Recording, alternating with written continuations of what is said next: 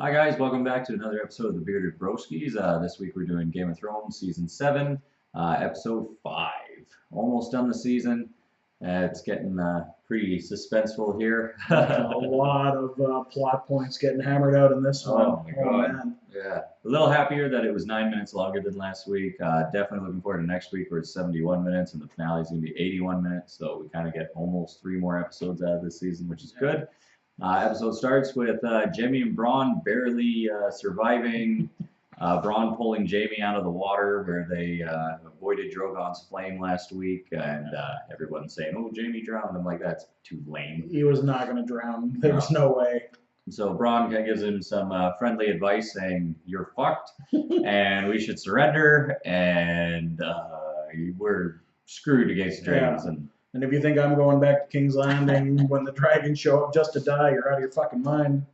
So basically Bronn is kind of telling him, like, yeah, I'm through. Like, I'm ready to give up. Are you ready to give up? Yeah. I just saw one dragon. She's got 2 fucking more of them. Why are we still doing this? And Jaime agrees with him. Like, Jaime's like, "Oh man, that was just one dragon. Like, she's got 2 more. What if she unleashes all 3? The Dothraki are just brutal in combat." Like, he's just like, "Yeah, basically we're screwed." So then we'll pick up with Dany's now got all the survivors of that battle, right? And it's all Randall Tarly and his son Dickon's men, basically, with a handful of Lannisters left. And Dany basically tells them to either bend the knee or die. And most of them, start slowly putting the knee in there. About half of them do it first. And then she kind of looks over at Drogon, nods her head a bit, and he lets out a huge roar, and then about another half of them all go down. But the only ones left up are probably Randall Tarly and Dickon and a few maybe of their bannermen. Their, most their loyal army. men kind of thing, right? Yeah. And they choose not to bend the knee, and Dany decides to execute them then. And Tyrion gets really kind of annoyed by this because he's like, "Oh my god, like, we already lost one great house in the Tyrells." Like, he's trying to convince Dickon basically not to follow his father, right? Yeah. Well, and, Randall wants the same thing. He's saying he's just a stupid boy, don't mind him. He obviously wants his house to carry on. If Dickon follows him too, then Sam's at the wall. He can father no children that are his own anyway. Looks like Sam's the new Lord of Cornhill. Yes, yeah. So, they get roasted, and that's the end of them. Well, you gotta hand it to Dickon, right? Dying with his dad, showing that his family is very loyal, very like, well, you're not gonna just roast my dad in front of me, like, you're gonna have to kill me too. And Dany is kind of going nuts, where she just roasted them, and Tyrion's like, "Don't do this," We could have put him in chains. Yeah. We wanted to send him to the wall, but he's always like, "Well, she's not my queen. I'm not going to the wall," so that wasn't an option. But they're, could have put him in a dungeon somewhere. Could have kept him. Maybe eventually they change their mind and want to join up her side, but yeah, Tyrion was not happy with the way that played out. They're kind of spinning it like maybe she's turning into her dad, right? Like, well, obviously you're not doing very well with strategy, so just burn everybody down with dragons, So I mean, that's her approach to it, and she's just not listening to Tyrion anymore. So it's kind of like, how many times in the past have we seen Robb Stark didn't listen to his advisors? And Dany didn't listen to advisors, and look what happened, right? Like, people died, everything went to hell, right? So here's kind of like history repeating itself. She's not listening, so, well, great. No one's going to want to follow you now because you're just burning everybody to death. Exactly. So she flies back to Dragonstone, lands in front of Jon. Drogon's trying to intimidate Jon. Jon just holds his ground, which is impressive. And we get a touching moment where Jon pets him like a puppy, and Drogon likes Jon, and they kind of hint that, like, they do close-ups of Drogon's eyes and Jon, and Drogon basically recognizes him as Targaryen. Dany doesn't really understand it because the dragons aren't really friendly to anybody besides her. Yeah. And then we get more of the relationship unfolding with Dany and Jon there. Yeah. Until Captain Friendzone. Sir Friendzone shows back up. Yeah, Jorah's made it. He's made it all the way back to Dany. And he's ready to rejoin her ranks. And they have a nice little touching moment. She gives him a big hug, and he looks like he's maybe going in for the kiss, but then she gives them the hug. He's like, "Oh fuck," still in the friend zone. All right, I'll take the hug. I got rid of Grayscale, and I'm still in the fucking friend zone. Come on. So he cockblocked Jon a bit. A little bit, yeah. So that was kind of funny, and then we cut to Tyrion and Varys actually are in the throne room. Well, first we actually get a small scene with Bran. Oh, that's right, He's in the Godswood, and he's looking, and he sees a flock of ravens, and they take off towards Eastwatch, and they're flying over the wall, and he finds the Night King and the army, and they're still marching. They've been marching for months now. I don't know where they're marching to, but they're just not getting there very fast. No, they're taking their sweet time. They don't care. They're dead. What does it matter? We'll get there when we get there. You don't have to feed them, I guess. And the Night King, as soon as he looks at the flock of ravens, they all disperse. So he's obviously got some control over that, the vision world. Well, he's got the mark on Bran's arm. Yeah, so I guess he's got some sort of homing beacon with I Bran guess, or something like that, yeah. So then Bran comes out of the warg and, tells the maester that, you've got to write all the great lords, that the army of dead is on the march and that they're close and basically, do something about this. So they get the Raven down to Dragonstone eventually, but we have Tyrion and Varys in the throne room with no one else around, and they're basically discussing how Dany's kind of gone too far. Varys, Tyrion's making excuses for her, but Varys is kind of like, if you remember in the season 1 or in the first episode, Varys said, I won't backstab you if you don't be crazy like your dad.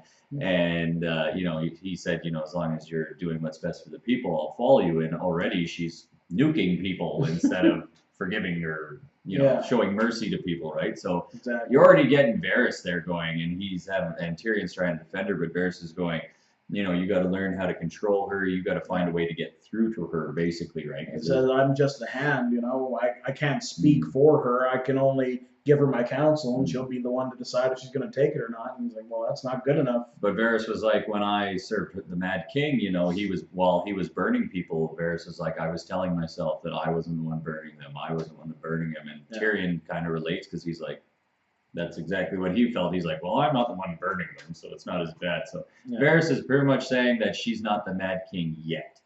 But she could be on her way. So then they have the meeting finally with everybody. Jon's there, Tyrion, Varys, Dany, and they're all discussing what they're going to do. Jon says, my brother has said that the Night King's army's on the march. I have to leave. And Dany, because their relationship is, she doesn't want him to go. And he says, I don't need your permission. I'm a king. I came down here with trust in you, now have trust in me. I've got to go. And Jorah volunteers to go act as Dany's emissary or envoy, and they're actually on a mission. They're going to try to bring back a dead soldier to prove to basically the Southerners that there is a dead army, because no one's believing them. And they actually want to form an amnesty. Yeah, they want to basically broker a peace with Cersei, and they figure Tyrion decides the best way to do this is to talk to Jaime, because if he tries to go in front of Cersei, she's just going to have him captured and killed. So if he figures, if I can get the chance to talk to my brother, maybe I can talk some sense into him. He can then talk to Cersei, and we can work something out, because clearly, if this army's marching, what chance do we all have? We've got to start moving quickly. And which is, honestly, to me, it's kind of a silly plot point, because Cersei's not going to give a shit. Either way, you could throw a White Walker in the throne room, could kill half the throne room, and then Mountain steps on it, and Cersei would still be like, "No, that's their problem. I'm going to kill you while they're trying to kill you." She would never join to defeat an army of the dead. It's. She shouldn't anyway. She might end up doing it. And then backstab them. But totally out of Cersei's her character. Tyrion knows Cersei.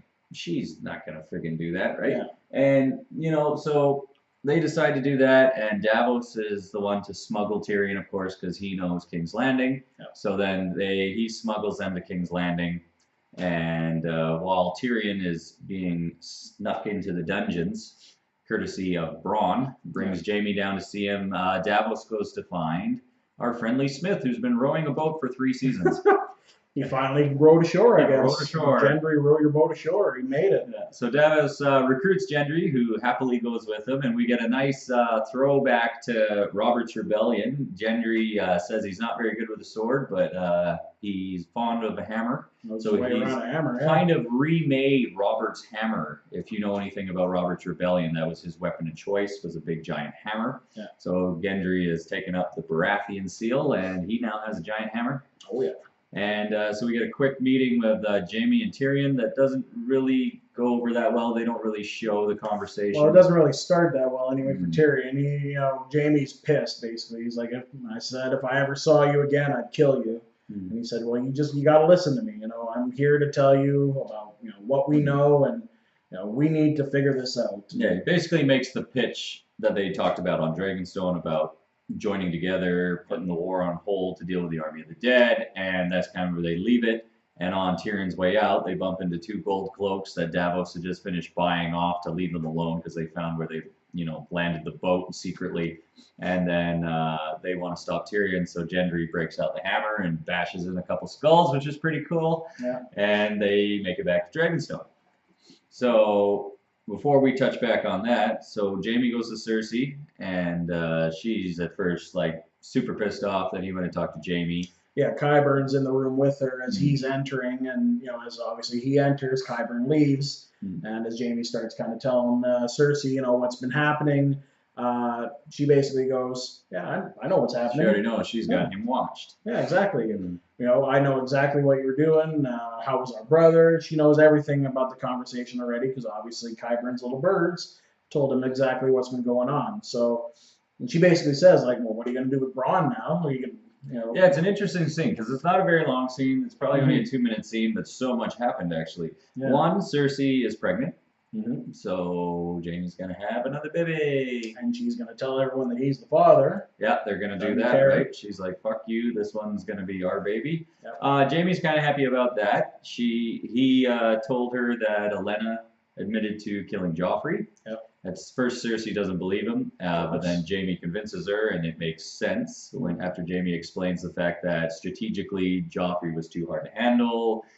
He probably would have ended up abusing Marjorie. Tommen was more placent and easier to control. Yep. So it made a lot of sense. Cersei goes, shit, that bitch. And then gives Jaime shit about poisoning her instead of like brutally murdering her kind of thing, right? Yeah. And then the other big thing we got there was Cersei, just like I said, you can't trust Cersei. She's never going to band with you. She said to Jaime, she goes, what would father have done? We got to think like father. We got to outwit her because she's got a bigger army and she's got dragons. So basically, I think Cersei might be like, oh yes, we're totally on board with you. We're gonna come help save the planet, and then she's gonna try to obviously murder the dragons or murder Dany. Yeah. So it was a short scene, but you kind of got a lot out there and a lot of scope of what's going on in Cersei's mind. And now Jaime, once again, she's just playing the game way better than everyone way else. Better. And Jaime, as soon as you think that he's kind of like taking 2 steps, because he's telling her, he goes, we're fucked. Like, she's got 3 dragons. You haven't seen the Dothraki fight. No army's going to stand up to them. Like, it was fun to them. I'm going to go get the Golden Company over from Essos. And he goes, it doesn't I matter. don't care. They'll I've kill seen them fight. I've seen the Dothraki fight. The Golden Company will just get killed instantly. It does not matter. He's like, it wasn't war for them. He goes, it was sport. Like, they enjoyed it.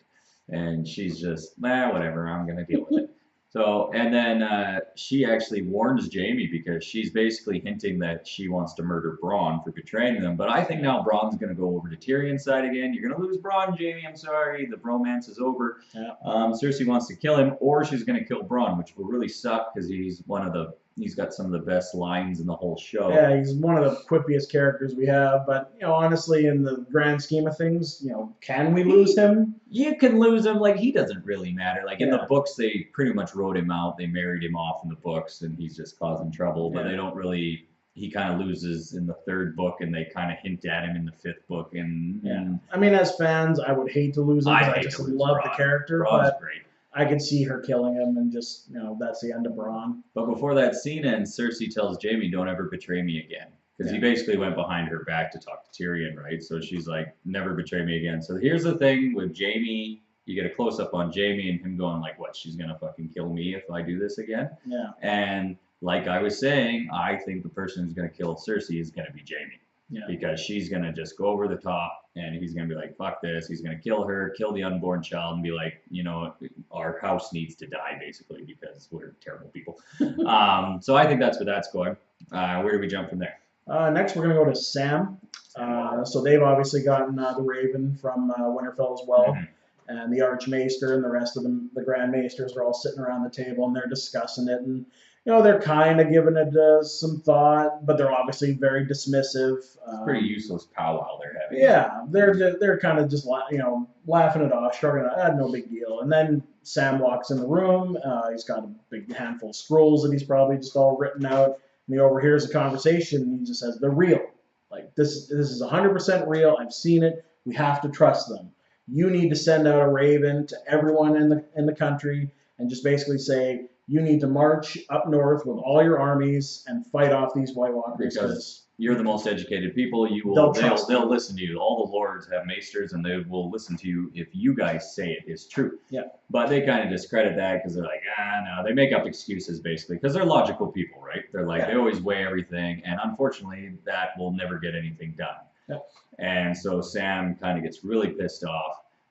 We've got a scene with Gilly where he's actually concentrating, but he's livid from this conversation because they've basically just blown him off, and he's just like, "I've seen the Army of the Dead. Nobody believed in me." And so she's reading out nonsense from a book, some maester's accounts. Classic girlfriend move. The boyfriend's pissed off trying to work, and she's just sitting there. "Oh, do you know there's 15,000 steps?" These maesters, they set me to the task of preserving that man's wind accounting and annulments and bowel movements for all eternity, while the secret to defeating the Night King's probably sitting on some dusty shelf somewhere, completely ignored. Oh, but that's all right, isn't it? We can all become slavering, murderous imbeciles enthralled to evil incarnate, as long as we can have access to the full records of High Septon Maynard's 15,782 shits.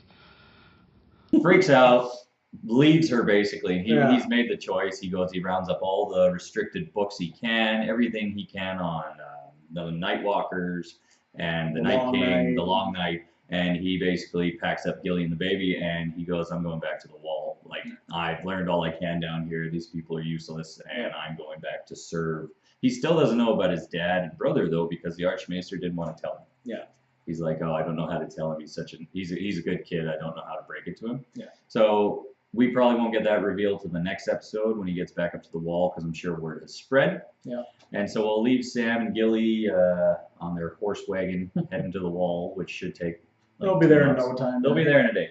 So then we go back up to Winterfell, where Littlefinger's being a little dickhead. Yeah. Yeah, Littlefinger is clearly plotting something. Oh, something big, yeah.